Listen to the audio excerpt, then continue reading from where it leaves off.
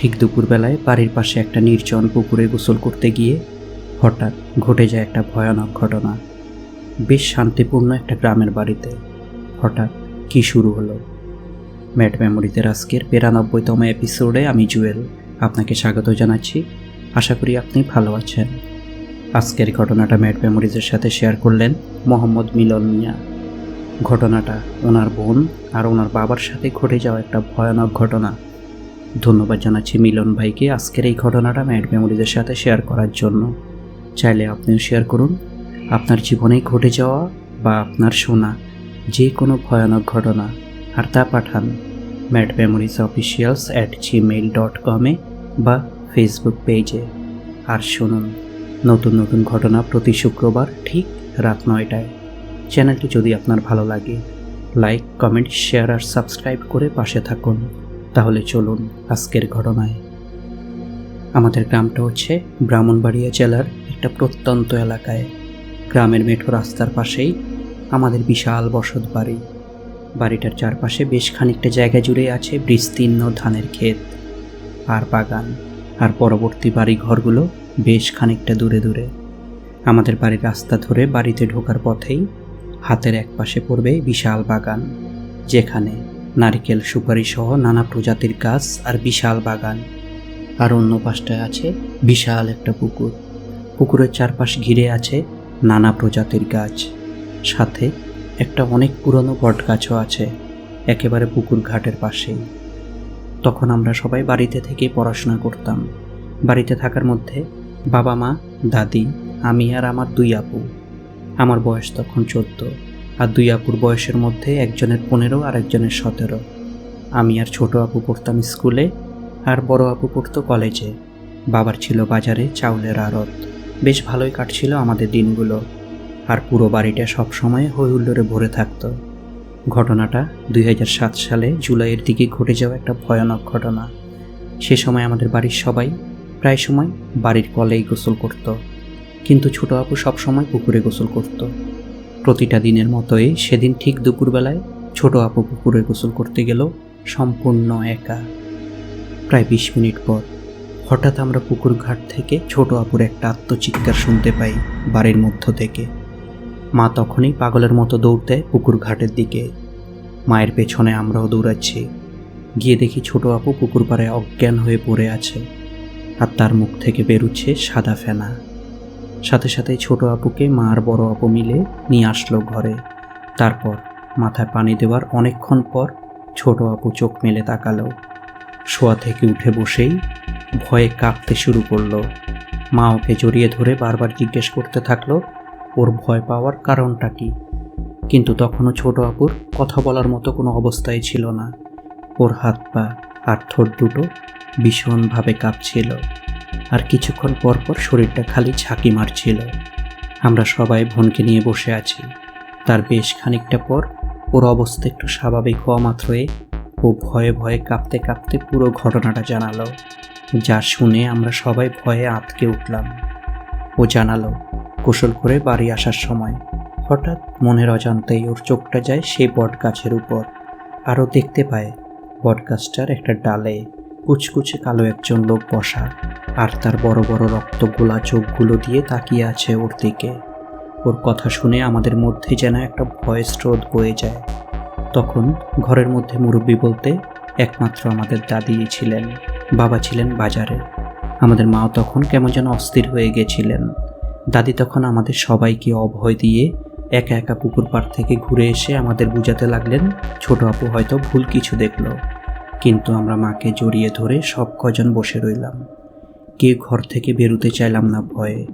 এরই মধ্যে বাবা দুপুরের খাবারের জন্য বাড়িতে এসে পুরো ঘটনাটা শুনে আর বোনের অবস্থা দেখে ওনার চোখে মুখে যেন একটা চিন্তার ছাপ দেখতে পেলাম। তারপরেও হয়তো আমাদের ভয় তাড়ানোর জন্য উনি আপুকে বললেন, হয়তো তুই ভুল কিছু দেখলি, চল আমার সাথে, দেখি কিছু আছে কিনা। যদিও জানেন আমরা ভাই বোনেরা কখনো মিথ্যে কথা বলি না। এরই মধ্যে ছোট আপুর অবস্থা একটু স্বাভাবিক হলো।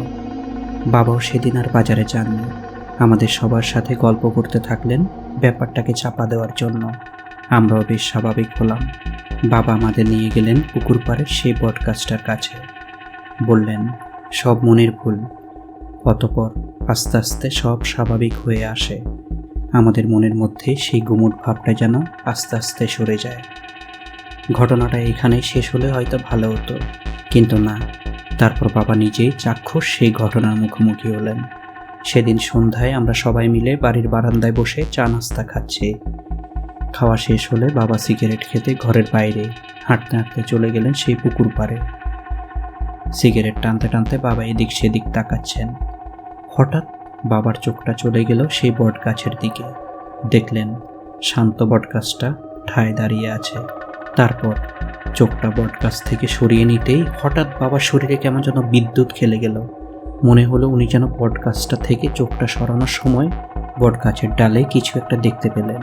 ঠিক কি দেখলেন উনি, তা দেখার জন্য আবারও বট গাছটার দিকে তাকাতেই দেখলেন বেশ কালো এবং লম্বা জাতীয় কিছু একটা বসে আছে মগডালে। অগ্নি দৃষ্টিতে তাকিয়ে আছে ওটা বাবার দিকে। চোখ দিয়ে যেন ঝলসানো আগুন বেরোচ্ছে। উনি ঘামতে শুরু করলেন। এমন সময় বাবা হঠাৎ চিৎকার করে বলে উঠলেন, কে কে ওখানে? আমরা ঘর থেকে বাবার সে ভয়ার্ত কণ্ঠটা শুনতে পেলাম। সাথে সাথে দাদি দৌড় দিলেন বাবার কাছে। দাদির পেছন পেছন আমরা সবাই। আমরা গিয়ে দেখি বাবা তখনও দাঁড়িয়ে আছে পুকুর পাড়ে, আর তার চোখটা সে বট গাছটার দিকে। দাদি গিয়ে বাবার গায়ে হাত দিয়ে জিজ্ঞেস করলেন কি হলো। বাবা দাদির দিকে তাকাতেই পিছনে আমাদের দেখে আর কথা বাড়ালেন না। কিছু না বলে আমাদের সবাইকে নিয়ে চললেন ঘরের মধ্যে। তারপর আমাদের সবাইকে ঘরের মধ্যে পাঠিয়ে দাদি আর বাবা বসলেন বারান্দায়। বাবার দিকে তাকাতেই দেখলাম বাবা ভীষণভাবে ঘামছেন। দাদি বাতাস করছেন বাবাকে। মা বাবার কাছে যেতেই বাবা তাকে ঘরের মধ্যে পাঠিয়ে দিলেন। তারপর বাবা আর দাদি বেশ কিছুক্ষণ কী সব আলোচনা করে বাবা রেডি হলেন বাইরে যাওয়ার জন্য। ওনাদের দুজনের আলোচনার বিষয়বস্তু তেমন কিছু শুনতে পাইনি, শুধু দাদির একটা কথাই শুনতে পেলাম, বাড়িতে ছেলে মেয়েরা আছে, কখন আবার কি হয়, তুই এখনই গিয়ে হুজুরের সাথে দেখা কর, পারলে হুজুরকে নিয়ে আসবি। বাবা দাদিকে দরজা বন্ধ করতে বলে চলে গেলেন বাইরে। বাবা বেরিয়ে যেতেই আমরা দাদিকে ঘিরে ধরে জিজ্ঞেস করলাম কি হচ্ছে। দাদি তেমন কিছুই বললেন না। বাবা আসার অপেক্ষায় বসে রইলেন আমাদের নিয়ে। প্রায় 20 মিনিটের মধ্যেই দরজার বাইরে বাবার কণ্ঠ শুনতে পেলাম। দাদি কিন্তু সাথে সাথেই দরজা খুললেন না, জিজ্ঞেস করলেন হুজুর সাথে আছে কিনা। তারপর দাদি ঘরের মধ্য থেকে হুজুরকে সালাম দিলেন। হুজুর সালাম গ্রহণ করার পর দাদি দরজা খুললেন।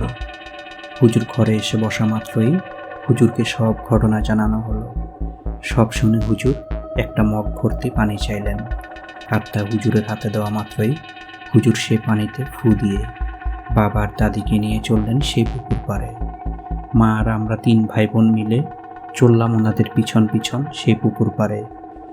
এমন সময় হুজুর আমাদের সবাইকে সেই পুকুর পাড়ে দাঁড়াতে বলে সেই মগ ভর্তি পানি নিয়ে চলে গেলেন সেই বট গাছটার গোড়ায়। আর মগের পানি সেই গাছের গোড়ায় ছড়ানো মাত্রই যা দেখলাম তা আমরা জীবনেও ভুলব না। দেখলাম পানিটা বট গাছের গোড়ায় ছড়ানো মাত্রই সেই গাছের উপর দিয়ে যেন শুরু হলো প্রচণ্ড ঝড়। ভীষণভাবে কাঁপতে শুরু করলো সেই গাছটা, যেন বাতাস পুরো উপড়ে ফেলতে চাচ্ছে সেই গাছ।